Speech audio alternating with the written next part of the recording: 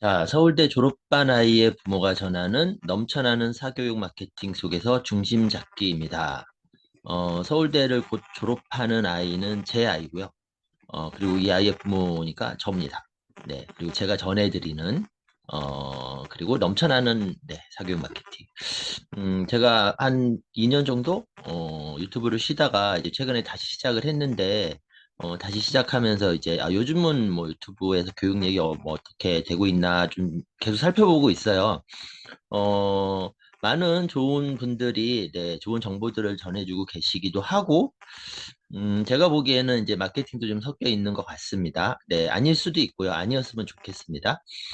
그리고 꼭 유튜브가 아니더라도, 네, 뭐 곳곳에서 뭐 원래 사교육 마케팅은 있었죠. 네, 근데 역시나 그 2022 개정교육 과정과 2028학년도 대입 개편안, 특히 대입 개편안을 발표하고 나서 그 개편안의 내용을 가지고서 네, 마케팅을 하는 경우도 꽤 많아 보입니다. 네, 그리고 그게 좀 세게 느껴지기도 해요.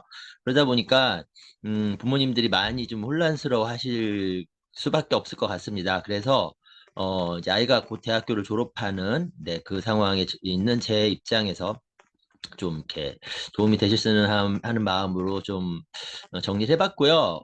이 영상도 꼭 보셨으면 좋겠어요. 그러니까 제가 영상을 보면서 유튜브에서 되게 공감이 가는 영상들도 분명히 있거든요. 네, 그래서 서울대 기초교육연구원의 남인혜 교수님이 이제 출연하신 영상이고 저는 이제 많이 공감이 되는 내용이었어서 이것도 꼭 찾아서 보셨으면 좋겠습니다. 뭐 깨알 자랑을 좀 하자면 여기서 교수님이 말씀하시는 거 저는 7년 전부터 얘기를 했었습니다. 네. 물론 교수님도 이제 그 전부터 하셨을 수도 있고, 뭐, 그건 이제 저는 잘 모르니까요. 근데, 교수님 하는 거 보고 따라하는 건 아니다. 네, 이거 말씀드리는 거고요. 자, 안녕하세요. 네, 저는 정용호 강사 겸 작가 겸 컨설턴트 겸 인플루언서입니다. 네, 교육 분야에서 일을 하고 있고요.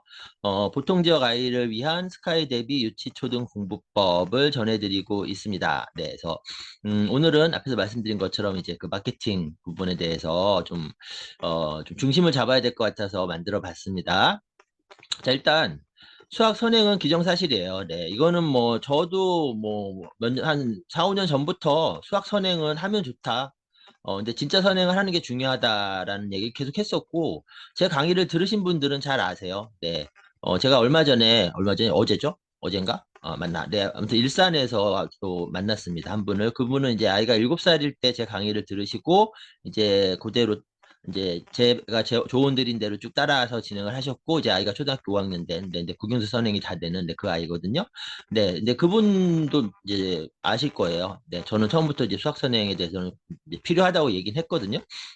그래서 뭐 저뿐만이 아니라 이미 수학 선행은 기정사실화 됐죠. 자, 그런데 대입 개편을 발표하고 나서 영어와 국어, 이제 특히 국어도 선행을 해야 된다고 강조하는 이야기들이 좀 많이 보입니다. 상당히 많이 보입니다. 네, 그래서 결국 결론은 뭐냐면 초등학교 5, 6학년이 수능 상위권 수준까지 가야 된다는 거예요. 초등학교 5, 6학년 때. 그래서 고등학교 입학 전에 고2까지 심화까지 선행을 하고 그 다음에 초등학교 그러니까 수학을 선행을 계속 달려가지고 그리고 초등학교 5, 6학년 때 수능 국어 뭐 3등급 이상 들어가야 되고 그다음에 영어도 뭐 수능 영어 뭐 이렇게 얘기합니다. 글쎄요. 네. 아무튼 네. 그러니까 이제 이런 것들을 접하신 분들 중에는 뭐 빠르게 판단하시고 이 대세야 현실이야 그럼 달려 뭐 이러신 분도 계시겠지만 아직은 그래도 다수의 분들이 그걸 모르시는 분도 아직 많이 계시긴 하죠. 네, 그럼 그분들 입장에서는 그게 돼? 초등학교 고학년이 국영수 수능 수준으로 본다고? 이게 돼? 말이 돼? 네. 이런 당연히 이제 궁금증 뭐 이런 게 들죠. 근데 그 궁금증이 풀리기도 전에 옆집 애는 하고 있어요. 네. 이미 시작했대요. 자, 그러면은 이제 불안해집니다. 네. 이게 말이 되냐 안 되냐 뭐 이게 필요하냐 안 필요하냐는 별개 문제고 당장 옆에가 하고 있다고 하면은 그러면은 우리 애는 안 하고 있으면은 쟤는 그렇게 쭉쭉쭉 가가지고 초등 고학년 때 거기까지 가버리면은 우리 애는 안 하고 있다가 넋 놓고 있다가 그거 어떻게 따라가나. 네. 이런 생각이 안 들 수가 없죠. 네. 이게 막 퍼져 나가고 있는 것처럼 저는 느껴져요. 네. 이 조급한 마음들이 네. 그래서 오늘 제가 이제 그 야탑점, NC백화점 문화센터에서 강의를 했는데, 거기 또 이제 대치동에 사시는 분이 한 분 오셨어요. 이분도 몇 년 전에 이제 제 블로그를 통해서 이제 저를 알게 되셨는데, 대치동에 계심에도 불구하고 꿋꿋하게 독서 중심으로 진행을 하고 계신 초등학교 3학년 어머님이셨어요. 네. 근데 이제 불안하신 거예요. 오죽하시겠어요. 거기다 대치동에까지, 지역이 또 대치동이니까. 네. 그러니까 이제 제 강의 또 들으러 오신 거죠. 그래서 이제 제가 강의해드리고 잠깐 이제 이야기를 나눴는데, 딱 나오는 얘기가 이제 드러나는 거예요. 그 아이의 이제 위력이 뭐냐면 쓰기입니다. 네. 아이가 쓰기 잘한대요. 선생님이 아이가 다른 아이들에 비해서 쓰기를 특별히 더 잘한다라고 얘기를 하신대요. 근데 그게 대치동이에요. 그 다음에 사립이에요.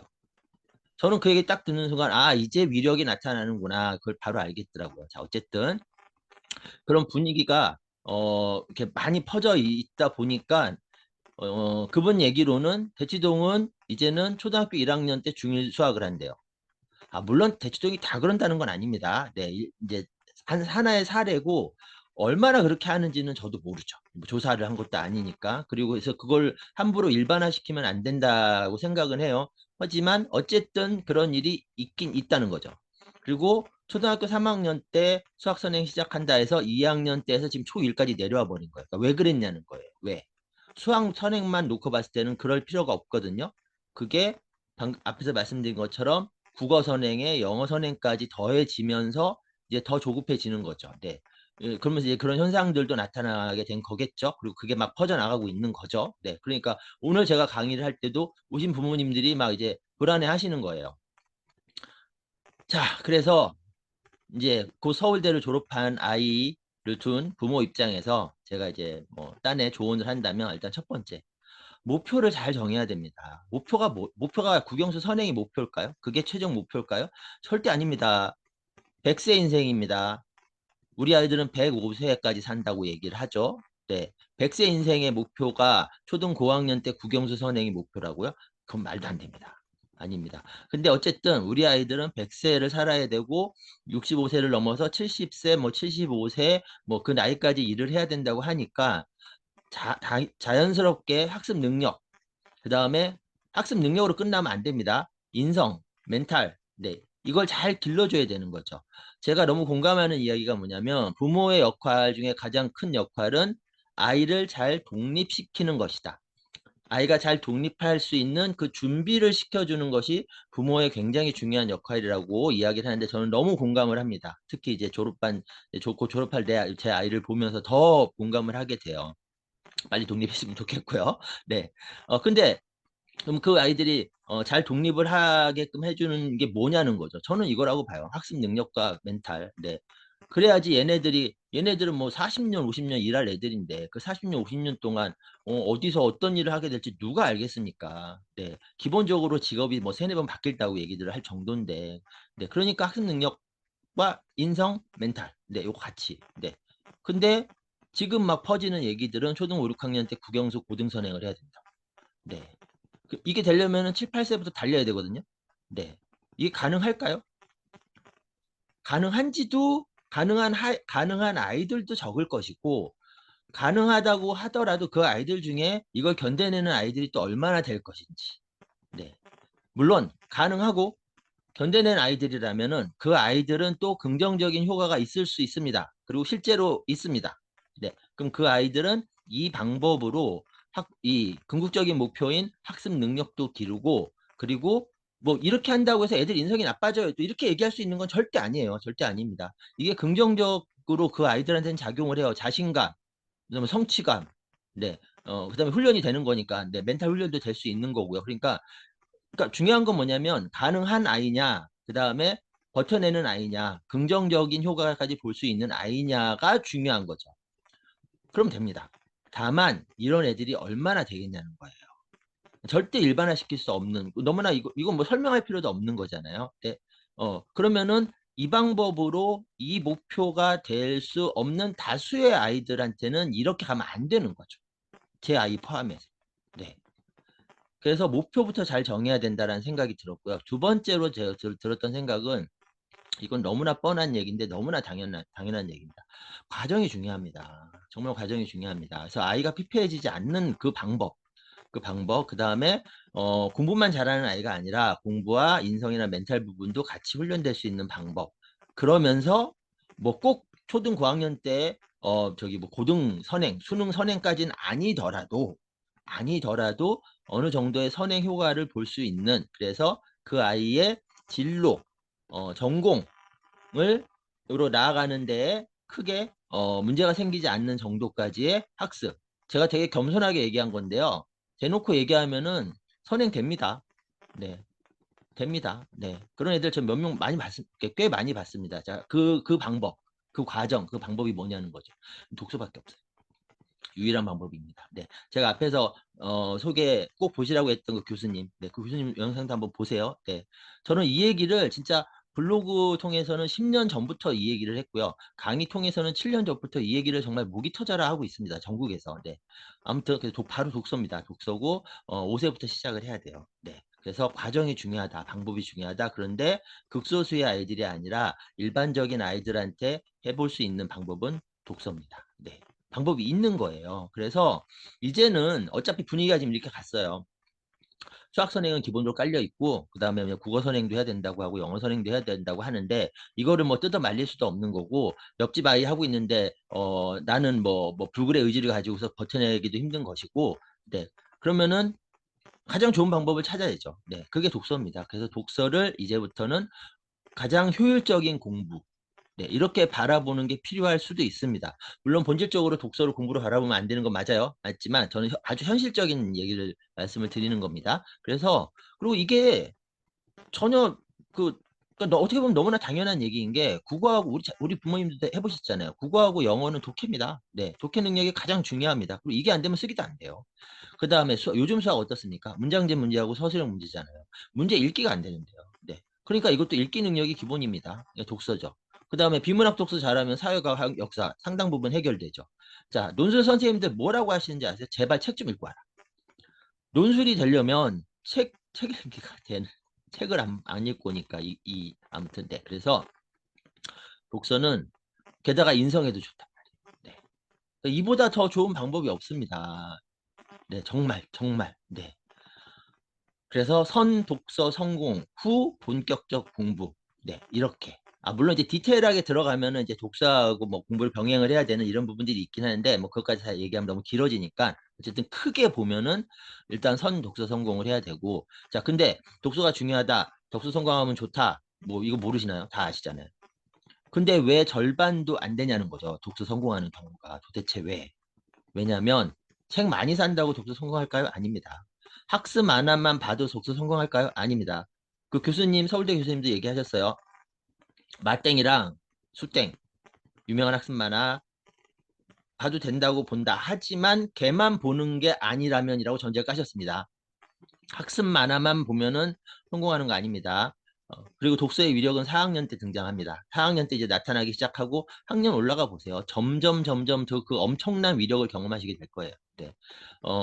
근데 왜 절반도 성공하지 못하냔 말이에요. 왜 도대체 이유는 독서의 진짜 중요성만큼 중요하게 생각하고 계신지 한번 스스로 한번 물어보시기 바랍니다. 자, 독서의 진짜 중요성 앞에서 쭉 말씀드린 이런 효과 저런 효과 굉장히 많은 것들을 해결해 주는 이 독서의 그 중요성을 이만큼이라고 했을 때 진짜 이만큼의 중요성을 이만큼 알고 있다면 이만큼 행동하고 실천하겠죠.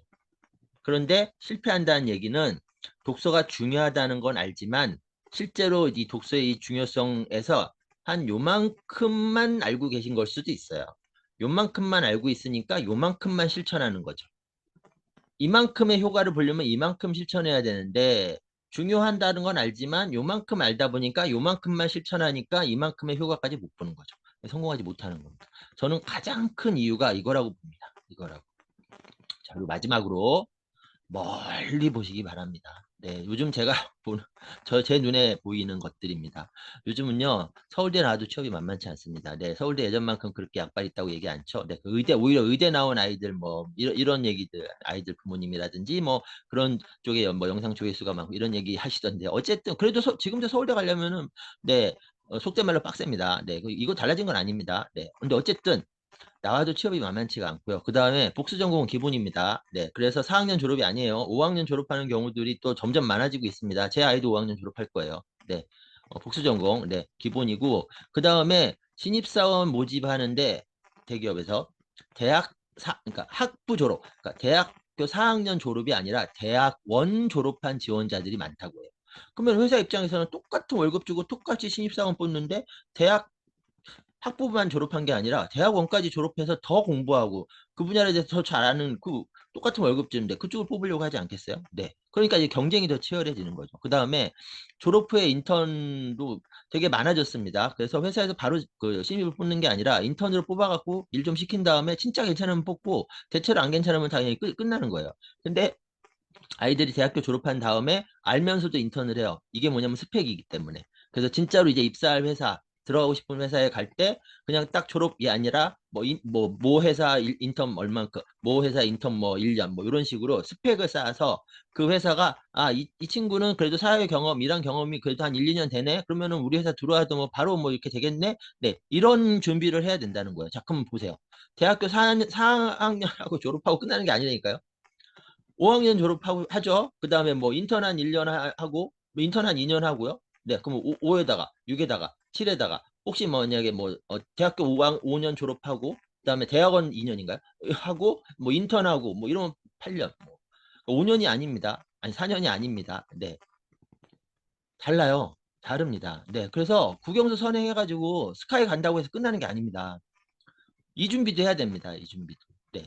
그래서 어쨌든 목표부터 잘 정해야 된다. 네, 제일 중요한 목표. 그리고 우리의 목표는 초등학교 고학년 때 국영수를 고등까지 선행을 하게 하는 것이 목표가 아니라 100세, 105세 살 우리 아이가 학습 능력과 그다음에 멘탈 인성을 잘 기르고 훈련해가지고 잘 독립을 할 수 있는 네, 그거를 도와주는, 네, 이끌어주는, 네, 준비시켜주는 그게 우리의 역할인 것 같아요. 그러면은 그 과정에서 뭐 선행도 따라오는 거고 스카이도 따라오는 거고 뭐 그런데 이렇게 할 때 이 교육 현실도 감안해서 근데 진짜 중요한 목표인 이거를 향해서 달려갈 때 어떤 방법이 중요한 거죠?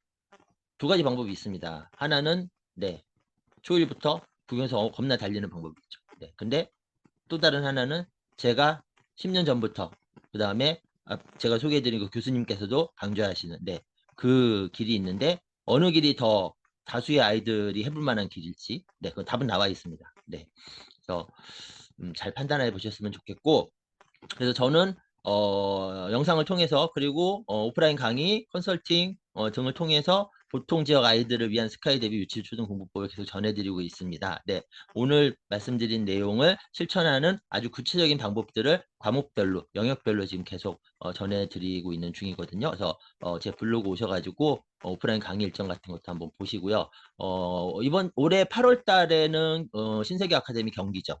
네, 그리고 오늘 강의했던 그 NC백화점 야타점도 수학 강의도 4번 하는 거 잡기로 했거든요.